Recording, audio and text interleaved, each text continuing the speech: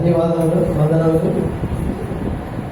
YouTube cells చూస్తున్నప్పుడు వాళ్ళ questions ఎట్లా ఉన్నాయంటే భయంకరంగా ఉన్నాయి. అజ్ఞానులు మరి అంతకాలంలో మనం మాట్లాడుతూ ఉంటాయి. శుక్రవారం ఏంటి ఆయన చచ్చిపోతే ఏడాలి, కానీ శుక్రవారం ఏంటి ఆయన చచ్చిపోతే మీరు ఏడాలి కానీ ఆయన ఏడ్చిందా? శిలువ మీద ఏడ్చినాడు.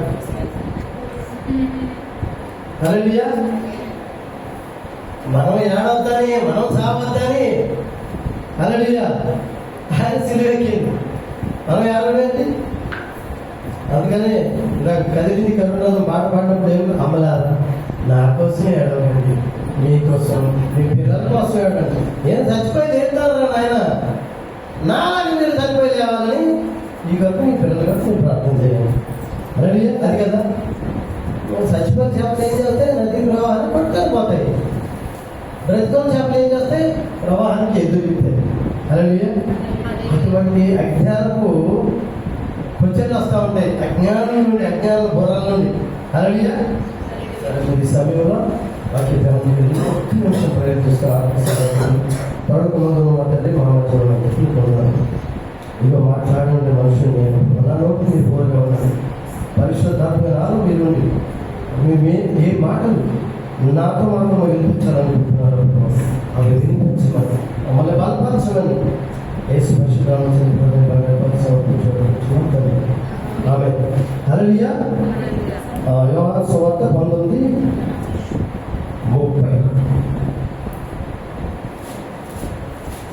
యేసు ఆ చిరక పుచ్చుకొని, అంటే అంతకు ముందు చూసుకున్నట్లయితే 28 చూసుకున్నాడు. అటు తర్వాత 28 నుంచి 19:28 అటు తర్వాత సంవత్సరం అప్పటికి సమాప్తమైనదని యేసు ఎరిగి లేఖనం నెరవేరినట్టు నేను అభివృద్ధున్నానని చెరకతో నిండిన ఒక పాత్ర అక్కడ పెట్టి ఉండను కనుక వారు ఒక స్పంజి చెరకతో నింపి ఇసుకు పుడకకు తగిలించి ఆయన నోటికి అందించి యేసు ఆ చెరక పుచ్చుకొని సమాప్తమైనదని చెప్పి హల్లెలూయా తల వంచి అర్థం. సమాప్తమైనది. ఏమి సమాప్తమైనది? ఎందుకు సమాప్తమైనది? ఎప్పుడు సమాప్తమైనది? ఎట్లా సమాప్తమైనది? హల్లెలూయా. హల్లెలూయా. అంటే వాక్యంలో తెలియదు. నాకు దేవుడు ఇచ్చిన తలంపు ఆలోచన వ్యక్తపరచుకుంటాను. ఏమి సమాప్తమైనది? హల్లెలూయా. ఆయన రక్షణ కార్యం, మరణ భూములను విరిచి మృత్యుంజయుడిగా లేచి ఆ రక్షణ కార్యాన్ని సమాప్తం చేశాడు. హల్లెలూయా. నెంబర్ 1. నెంబర్ 2, ఎందుకు సమాప్తం చేశాడు? తండ్రితో ఉన్న సంబంధాన్ని కట్ అయిపోయింది కనుక తిరిగి మళ్ళీ కనెక్ట్ చేయడానికి హల్లెలూయా సమాప్తం చేశాడు. హల్లెలూయా. 3వది, ఎప్పుడు సమాప్తం చేశాడు? 2000 సంవత్సరాల క్రితం హల్లెలూయా సమాప్తం చేశాడు. హల్లెలూయా. 2000 సంవత్సరాల క్రితం సమాప్తం చేశాడు. ఎట్లా సమాప్తం చేశాడు? ఆయన పరిశుద్ధమైన బలియాగం, అంటే శిలువ మరణం ద్వారా సమాప్తం చేశాడు. అంటే నాకు దేవుడు ఇచ్చినటువంటి ఈ 4 ఆలోచన అయితే వాక్యంలోకి వెళ్దాం. హల్లెలూయా. అంటే సమాప్తం అనేది 6వ మాట. 6వ మాట నుండి మనం ఏమి నేర్చుకోవాలి? హల్లెలూయా. సమాప్తమైందంట. మనము కూడా సమాప్తం చేయాలా? ఏం సమాప్తం చేయాలా? ఆయన తెలుసు యేసయ్యకు. తండ్రి కుమారుని లోకానికి పంపించినప్పుడు యోహాను సువార్త 13:1 ఉంటుంది. ఏమని ఉంటుంది? నేను చదివితే లేట్ అయింది కాబట్టి ఏముంటుందండి? యేసు తాను తండ్రి యొద్ద నుంచి వచ్చేన్నాను, తిరిగి ఆయన వద్దకు వెళ్ళవలసి ఉన్నది ఎరిగి. హల్లెలూయా. ఇక్కడ సమాప్తమైనది ఉన్నదని ఎరిగి. అక్కడ ఏంది? తండ్రి దగ్గర నుంచి వచ్చాడు, తిరిగి తండ్రి యొద్దకు వెళ్తారని ఆయనకి ఎరిగి. హల్లెలూయా. తెలిసి తండ్రి ఏదైతే తనకు అప్పగించాడో హల్లెలూయా ఆ సమస్త కార్యాన్ని కూడా సక్రమంగా హల్లెలూయా ఎక్కడి నుంచి? సృష్టి మొదలుకొని, సృష్టి చేసినప్పటి నుంచి హల్లెలూయా సృష్టి చేశాడు కదా. సకలం ఏమైంది? అన్నీ మంచిగా కనిపించినాయి అంట, మంచిగా అనిపించినాయి అంట, అంత చక్కగా చేశాడు. హల్లెలూయా. సాతాను ప్రవేశించాడు. మంచిది కాస్త ఏమైంది? ఆయన మంచిది చేశాడు. సాతాను ప్రవేశించి ఏమైంది? సాతాను చెడ్డది చేశాడు. అంటే మనకు మనం చెడ్డలు చేసుకున్నాం. దేవుడు మంచివాళ్ళు యథార్థవంతులుగా మనల్ని తయారు చేశాడు. మనకు మనం ఏం చేసాము? చెడ్డలుగా. హల్లెలూయా. అంటే ఏంటి? హల్లెలూయా. యేసుక్రీస్తుని ఎట్లా పుట్టాడు? పరిశుద్ధంగా పుట్టాడు. పరిశుద్ధమైన బోధనే బోధించాడు. పరిశుద్ధమైన జీవితం జీవించాడు. పరిశుద్ధమైన అద్భుత కార్యాలు చేశాడు. పరిశుద్ధంగానే బలియాగం కూడా అర్పించాడు. హల్లెలూయా. హల్లెలూయా. సో కాబట్టి మనము కూడా మనకి నూతన జీవితం, పరిశుద్ధమైన జీవితం ఇచ్చాడు. హల్లెలూయా. మనం కూడా ఏం చేయాలి? పరిశుద్ధంగా జీవించాలి. పరిశుద్ధమైన బోధనలు బోధించాలి. మా ఇష్టం వచ్చిన అపరిశుద్ధమైన బోధన కాదు, పరిశుద్ధమైన బోధనలు బోధించాలి. ఆయన కూడా ఏం చేశాడు? హల్లెలూయా. మారు మనసు పొందవాలని ఆయన సువార్త ప్రకటించాడు. మనం కూడా సువార్త ప్రకటించాలి. హల్లెలూయా. తండ్రి వలన ఆయన అద్భుత ఆశ్చర్య కార్యాలు జరిగించాడు. మనం కూడా జరిగించాలి. ఆయన ఆత్మను పొందుకున్న ఆయన ద్వారా. హల్లెలూయా. హల్లెలూయా. సో కాబట్టి అయితే ఏమి సమాప్తం చేశారని వాక్యం నుంచి మనం చూద్దాం. ఒకటి, తండ్రి చిత్తమును సంపూర్తి చేశాడు. మొట్టమొదటి ఎట్లా చేశాడు? యోహాను 4:34 చదవడము. నేను అన్నీ చదివించాను, 18 చదివిస్తా, సమయం ఉన్నది కాబట్టి. యేసు వారిని చూసి, నన్ను పంపిన వారి చిత్తము నెరవేర్చుటయు ఆయన పని తుదముట్టించుటయు నాకు ఆహారమై ఉన్నది. హల్లెలూయా.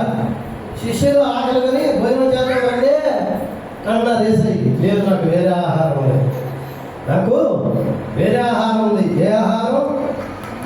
తండ్రి ఏ చిత్తమైనా చేయడానికి ఈ లోకానికి పంపించాడో ఆ చిత్తాన్ని చేయడమే నాకు ఆహారం. హల్లెలూయా. అదే నాకు భోజనం, అదే నాకు పానం.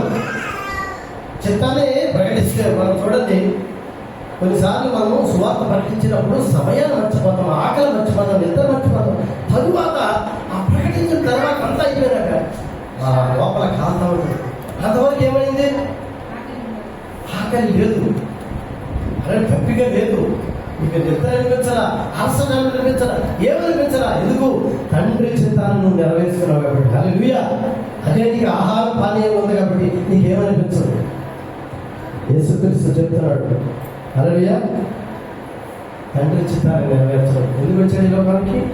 ఏ ఒక్కరు నశించుతా తండ్రి చిత్తము కాదు. ఎవరు నశించకూడదని తగిన సమయంలో తన కుమారుడు లోకానికి పంపించాడు. హల్లెలూయా. అది ఫస్ట్ తండ్రి చిత్తం. హల్లెలూయా. రెండవది, ధర్మశాస్త్రాన్ని సంపూర్తి చేశాడు. హల్లెలూయా. ధర్మశాస్త్ర సంబంధమైన దాన్ని ఆయన సమాప్తం చేశాడు. ఏంటది? రోమా 10:4.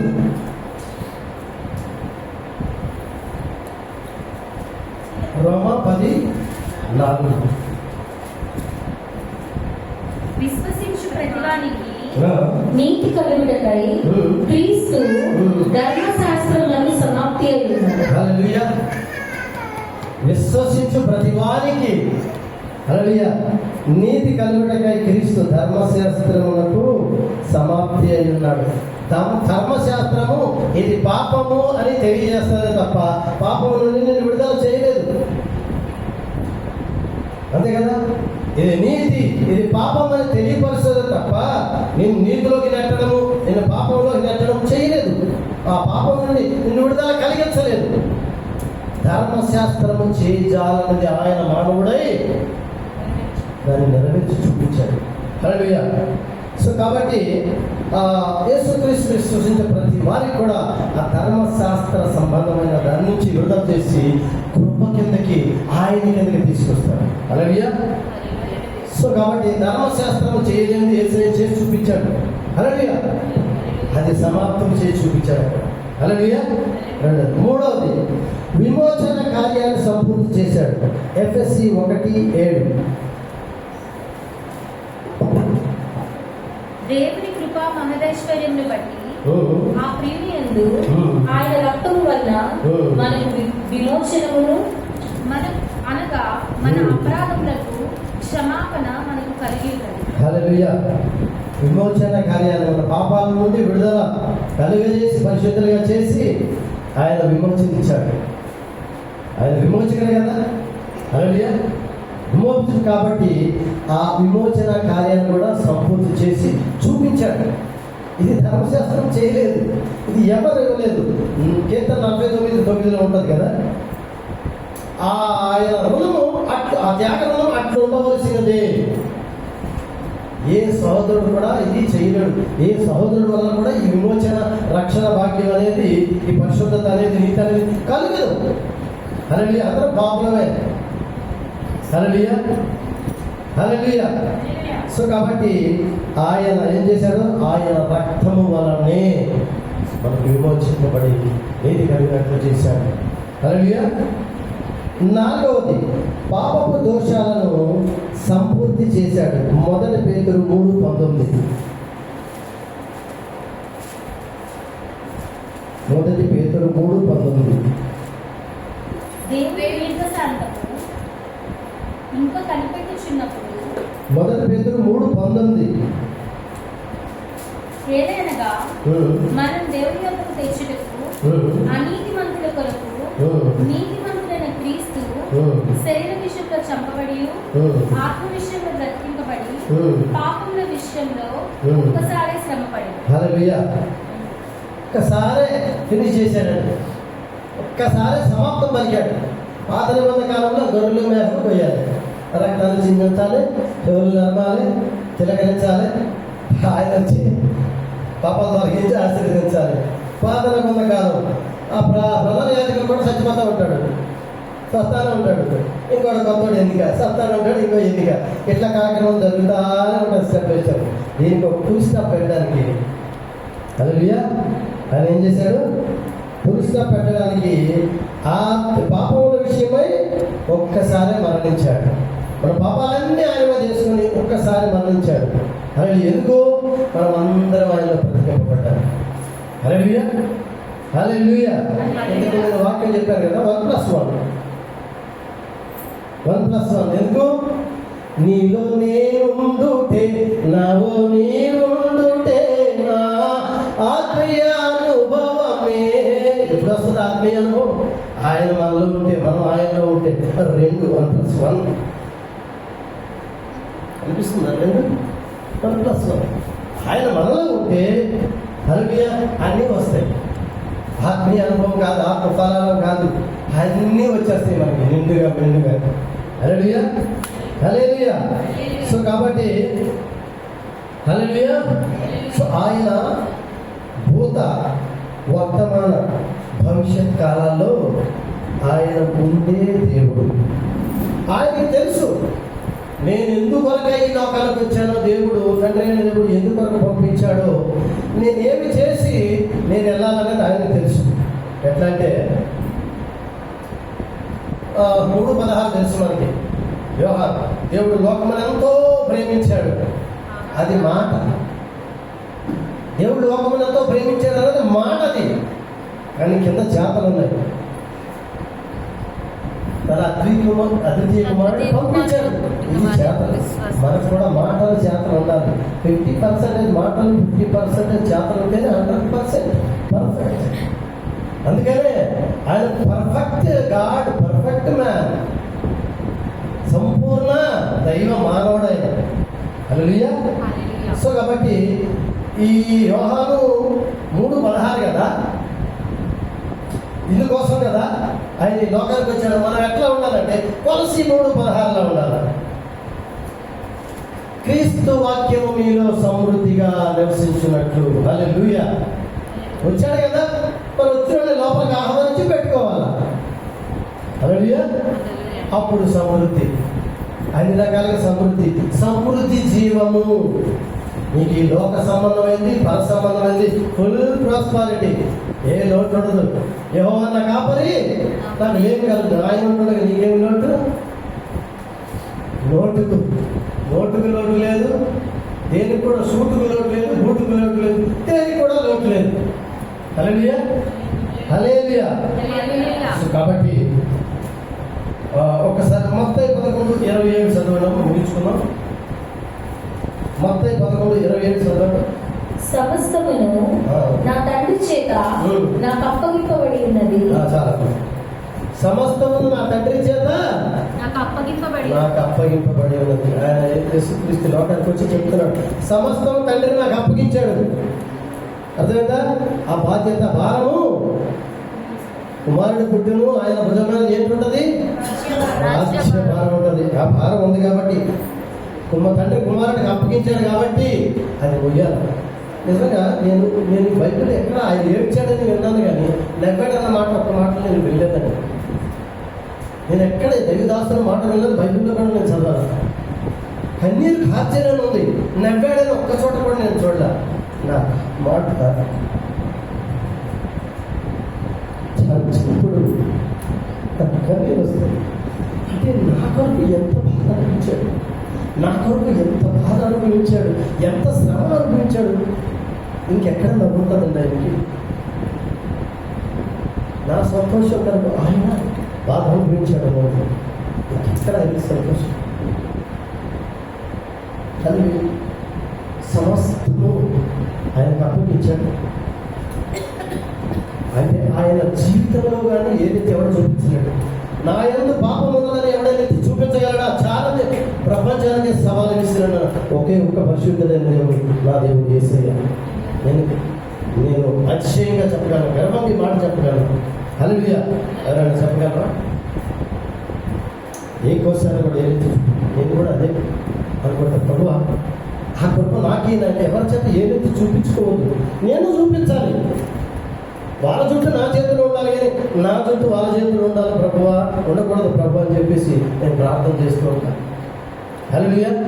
సో జీవితంలో కూడా ఎక్కడ లేదు. ఆయన మారు మనసు పొందని సువార్త ప్రకటించాడు. తిరుగుడు ఆకలి తప్పులు ఏం లేవు, నిలుపుకుంటూనే ఉన్నాడు. నిద్ర లేదు. ఇశ్రాయేలును కాపాడబడుకుంటుడు, నిద్రపోడు. ఇంకేడకుంటూ ఈయన గురికితే నిద్రపోతే సాధారణంగా మొత్తం రాజ్యాన్ని నిలిచిపోతాడు, గద్దెలిపోయినాడు. హల్లెలూయా. సువార్త ప్రకటించాడు. ఈ ఎటువంటి సువార్త? కృపా సువార్త, సమాధాన సువార్త, మహిమ సువార్త, అద్భుతమైన సువార్త. హల్లెలూయా. నీతి బోధలు బోధించాడండి. ఎటువంటి నీతి బోధనవి? మనుషులు మార్చే బోధలు, మలినాన్ని పాప మలినాన్ని కడిగి మెరుగుపరిచే బోధలు, శుద్ధ సువర్ణంగా మార్చే బోధలు. ఈ బోధలు ఎవడని ఏదైతే చూపించగలడా? చూపించగలడు. హల్లెలూయా. అంతేకాదు ఆయన అద్భుత ఆశ్చర్య కార్యాలు జరిగించాడు. ఎటువంటి కార్యాలు? అద్భుత కార్యాలు. ఎక్కడైనా ఏదైతే చూపించే ఒక కార్యం ఉందా? అద్భుతం కానిది. హల్లెలూయా. ఆయన మరణం కూడా పరిశుద్ధమైనది, ఆయన చరణం పరిశుద్ధమైనది, చివరిగా ముగించినటువంటి ఆయన మరణం కూడా పరిశుద్ధమైనది. హల్లెలూయా. ఎవరు? తండ్రి నాకంతా అప్పగించాడు, ఆయన మీద భుజాల పెట్టాడు. ఆయన స్టెప్ బై స్టెప్ అన్నీ నెరవేర్చుకుంటూ కూర్చున్నాడు. హల్లెలూయా. ఒక మనుషుని ద్వారా ఆదాము ఆది కాలంలో ఒక మనుషుల ద్వారా ఐదులో ఒక మనుషుల ద్వారా ఎట్లాగా పాపం వచ్చిందో, అంటే మొదటి ఆదాము ద్వారా పాపం వచ్చింది, కడపటి ఆదాము ద్వారా కృప జీవం వచ్చింది. హల్లెలూయా. కార్యారంభము కంటే కార్యాంతం మేలు. హల్లెలూయా.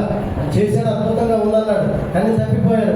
కార్యాంతం ఎట్లా ఉందంటే ఆయన కార్యం ముగించాడు, పునరుద్ధానంతో జీవం అందించడానికి. అది అద్భుతమైన సమాప్తం. హల్లెలూయా.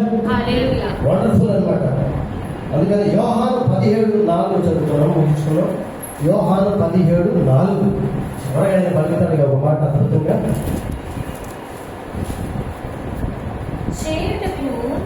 నీవు నాకు ఇచ్చిన పని నేను సంపూర్ణంగా నెరవేర్చి భూమి మీద నిన్ను మహిమపరిచితిని. హల్లెలూయా. తండ్రి అప్పగించాడు అన్నాడు, నేను మొత్తం ఫినిష్ చేశాను ప్రభా, ఫినిష్ చేశాను తండ్రి, నిన్ను మహిమపరిచాడని చెప్తున్నాడు. హల్లెలూయా. ఎందుకైతే పంపించాడో ఆయన కార్యం అయితే సమాప్తం చేసి ఆయన పర్ఫెక్ట్గా 100% చేశాడు. మరి మనల్ని ఏ ప్రణాళికతో ఎందుకు పంపించాడో మరి మనం గుర్తిస్తున్నామా? మన బాధ్యత ఏంటి, మన పని ఏంటి, మనం ఎట్లా పూర్తి చేయాలి, ఎట్లా తండ్రిని మహిమపరచాలి అనేది మనకుందా బాధ్యత? మనకు ఆ భారం ఉందా భుజాల మీద? సువార్త ప్రకటించవలసిన భారము నా మీద మోపబడి ఉన్నదని పౌలు అన్నాడు. అదొక పౌరుకే మోపాడా? హల్లెలూయా, మనందరికీ మోపాడు. సో కాబట్టి మనకి శ్రేష్టమైన జీవితం ఇచ్చాడు, ఈ శ్రేష్టమైన రక్షణ భాగ్యం ఇచ్చాడు కదా. గుంజినట్టు గుంజండి అంటాడు. మరి వాళ్ళు గుంజాలి, మనం గుంజాడు ఆయన. మనం పక్కన గుంజాలి. మనం సరిగ్గా ఆడే కూర్చుంటే మనట్ట జరుగుతుంది. ఇదిగో నేను త్వరగా వచ్చుతున్నాను, వారి వారి కిరీటి చూపుతున్నాను ఇస్తాడు. ఆయన మాట ఇచ్చే తప్పే దేవుడు అన్యాయం చేసేవాడు కాదు. హల్లెలూయా, హల్లెలూయా. మన కొరకు మానవ రూపంలో సింహాసనం కూర్చున్నటువంటి యేసయ్య గాడిద మీద ఎక్కాడు. ఎవరంటే గాడిద మీద ఎక్కించి గుండు కొట్టి ఎక్కిస్తారు నీచమైన పనులు చేసేవాళ్ళు. హల్లెలూయా, గుండు కొట్టించి సొనబొట్టును బట్టి ఊరేగిస్తారు. కానీ గాడిద మీద ఎక్కాడు. హల్లెలూయా, సింహాసనం మీద మహిమ సింహాసనం పెట్టి గాడిద మీద ఎక్కాడు. ఈ కొరకు నా కొరకు ఎంత దీనుడై ఈ లోకానికి వచ్చాడు. తన పని తండ్రి తనకి అప్పగించిన పని ఎంత పూర్తి చేశాడు చెప్తున్నాడు ధైర్యంగా. తండ్రి సమాప్తమైన నువ్వు ఇచ్చిన పని పూర్తి చేశాడు. మరి మనం చెప్పగలుగుతామా? ఏం పని ఇచ్చాడో గుర్తించాం? అసలు తిని తొంగుంటున్నాం, గుర్రు పెట్టి గుర్రు అంటారు. హల్లెలూయా, నా జీవితంలో నేనైతే కొన్ని ఆత్మను రక్షించాను, ఇంకా రక్షించాలని ఆత్మ దాహం కలిగి ఉన్నాను నేను. హల్లెలూయా, నా మీద భారం ఉంది. కాబట్టి సమాప్తంలో ఆయన చెప్పాడు, మనం కూడా మనకి ఇచ్చిన తండ్రి రేపు పొద్దున అడుగుతాడు. ఏమడుగుతాడు? నువ్వు ఎంత సంపాదించే డబ్బులు, ఎన్ని బిల్డింగ్లు కట్టావు, ఎన్ని హోటళ్ళు కట్టావు, ఎన్ని చీరలు కొనుక్కున్నావు, ఎన్ని డ్రెస్సులు కొనుక్కున్నావు, ఇవి అడగడు. నీకు ఎందుకు వరకు పంపించాను? నీకు ఒక పర్పస్ ప్రణాళిక సంకల్పం ప్రకారం పంపించాను. ఏం చేసావు? నా కొరకు ఎన్ని ఆత్మలు పంపించావు? అదే నా దాహం కదా, కొంచెమైనా నా దాహం తీర్చావని అడుగుతాను. హల్లెలూయా, దాహం తీర్చాలి. మన వంతు దాహం తీర్చాలి. ఒకడు ఎంతకాలం నేను పోతాడు, ఇసుకొస్తుంది ఒకటికి. ఎక్కడికి పోయాలన్నా ఇప్పుడు ఆడ ఆడ ఆడ ఆడ తాగుతుంటే ఏమైంది? అందరికీ ఈజీ అయింది కదా, ఒక్కడే భరించాలంటే కష్టమైంది. అదే 10 మంది పంచుకోవాలి, ఈజీ అవ్వదు. సో అట్లా కాబట్టి మనకి ఇచ్చిన పని మనకు సంపూర్తి చేసుకొని దేవుడు మనం అయిపోతాడు. దేవుడి వాక్యం ఈ యొక్క వాక్యాన్ని, ఈ మాట దేవుడు దీవించి ఆశీర్వదించుకున్నాడు.